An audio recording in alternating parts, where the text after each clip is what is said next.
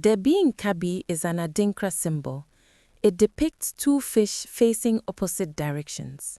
The symbol means no one should bite another. It is a symbol of peace, justice, and mutual responsibility. It teaches that harming another person harms the entire community. This is the story of a mother who had to choose between protecting her son and saving her village from a generations-old feud. The village sat between two hills. A river ran through its center. On one side of the river lived the Jadu family. On the other side lived the Opong family. No one remembered how the feud began. Some said it was about land. Some said it was about a marriage. Some said it was about nothing at all. But every generation remembered the hatred. Children were taught to avoid the other side. Young men and women were forbidden to marry across the river. And every few years, someone was hurt. Her name was Abena. She was a mother of 3. Her husband had died years ago in a skirmish between the two families. She did not take sides. She only wanted her children to survive. But in a village divided, not choosing a side was itself a choice. Both families distrusted her. Both families left her alone.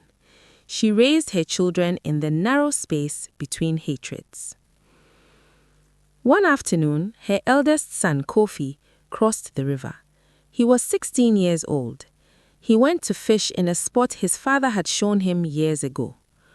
On the other side, a boy from the Opong family saw him. Words were exchanged, then rocks were thrown. Kofi ran home with a cut on his arm.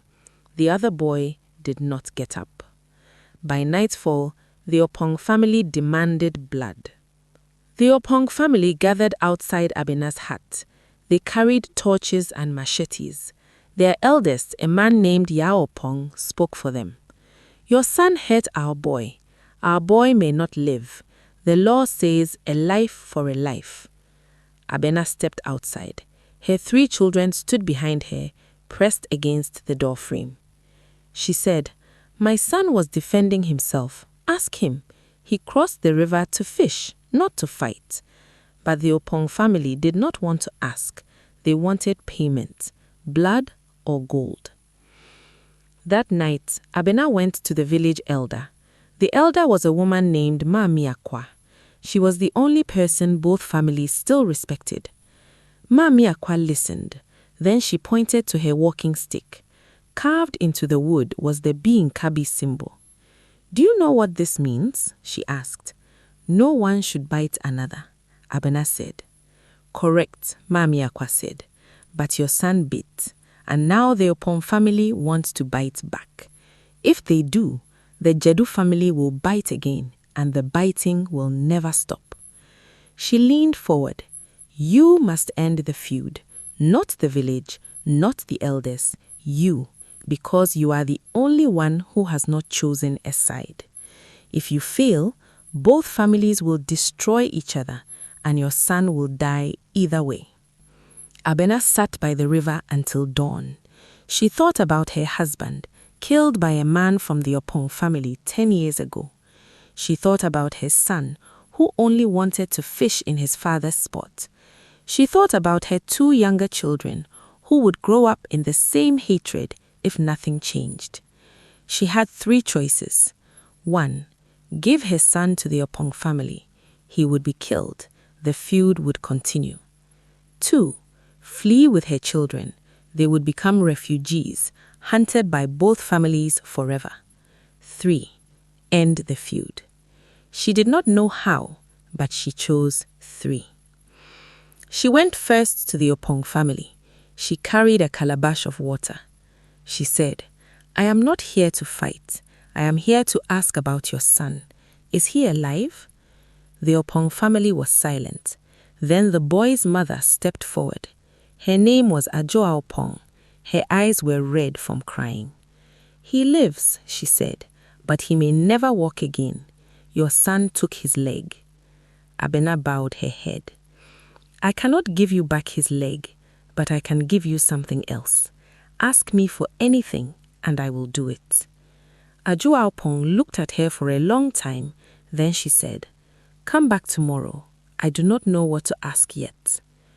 Then Abena went to the Jedu family, her husband's people, her own son's clan. "Your son started this," her brother-in-law said.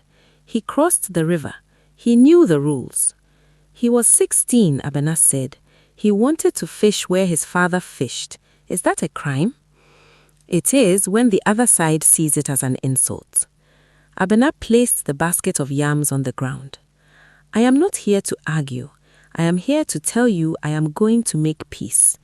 If you stand with me, we win together.